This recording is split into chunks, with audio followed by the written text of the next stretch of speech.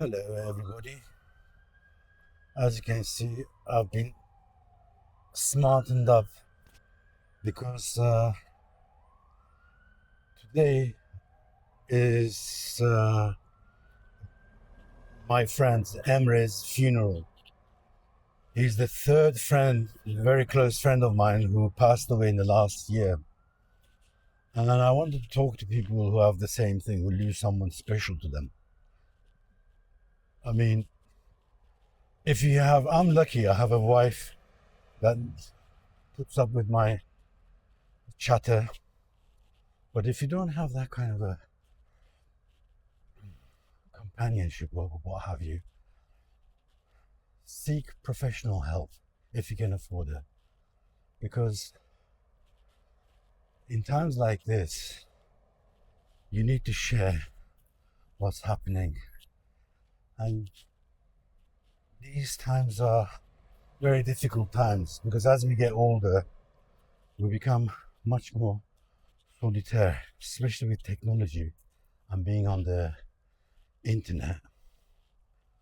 We have a we don't get together as often as we used to. And the numbers are going down. So the people you used to get together with are not there anymore. I'd like to show you the graveyard here in Istanbul. This is one of the biggest graveyards and the poshest one in this area. You probably can't get a place here unless you have a family place. There's nothing available because all the graveyards are now moved outside of the main city towards the outskirts. There's 20 million people living in this town, and you know, real estate is important. So let me tell you about Emre. He was the son of a consulate or someone in the foreign office. He had lived his youth in, you know, in public schools. He was a multilingualist, very joyful person to be around. He always had a smile on his face. He was a good friend and a good spirit. And like most of us in this life, he was always trying to move ahead. But financially, we were, like myself, and like a lot of my friends, we didn't catch that golden goose. But we persevered, tried our things. What Emre was into, he was one of the guys who had a lot of parties in his house. So in his flat, he would always organize every month for a couple of months some parties.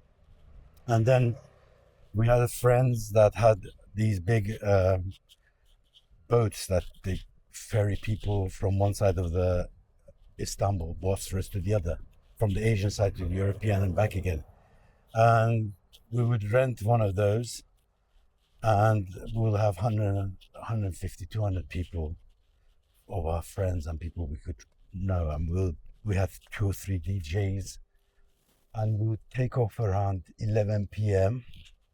and come back the next day. So we went all the way up and down the Bosphorus. Then we went to the Princess Islands, went behind them to the Needle Island and another island that's further away in the Sea of Marmara. And look at that beautiful roses. Tanali, let me take one because my rose is knackered. I'm sorry for being a thief, but here we go. So, where was I?